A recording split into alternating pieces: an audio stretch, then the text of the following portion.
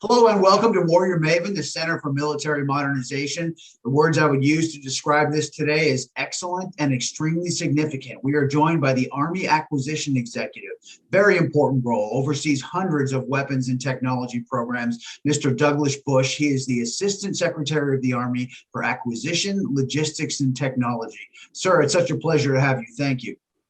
Happy to be here. I think it was a year ago, I spoke with General Kaufman about the optionally manned tank. And if I recall, one of the things he said was that there's conceptual work going on and that there isn't really a specific path chosen yet, but there is a marker in 2023 when the Army might navigate, if you will, a path toward what to do with either manned, unmanned.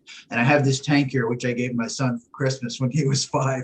And I have to think about the role of heavy armor. And what is some of the thinking about this optionally manned tank? What comes after the Abrams? So I think that's still a requirements discussion that's going on kind of on the uniform side of the Army, where they're working through kind of the concepts and then the potential requirements for either a tank with fewer people in it or a tank with maybe no people. But those are very early discussions, and I think we're still in the concept stage. I think the Army needs to take its time to get that one right.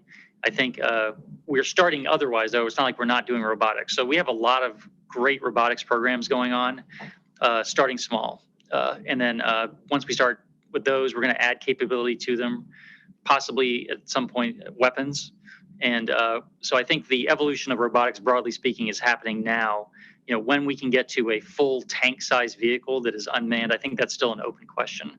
But I think people are working on answering the right questions you need to before you would start such a program.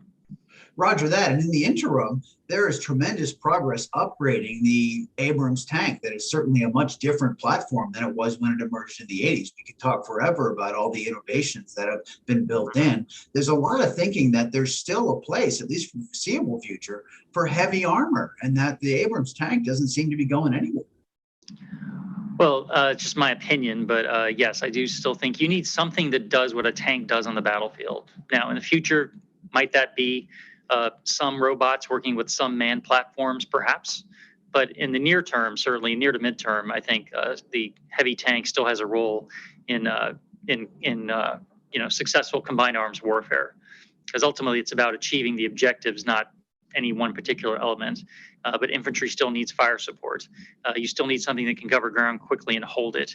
You still need something heavily protected that can take damage from, the continuing growing threats of anti-tank weapons from across the board. So I think there's still a role. I think if you talk to the military side of the Army, I think in large part, General Kaufman and others, I think you're going to hear something similar.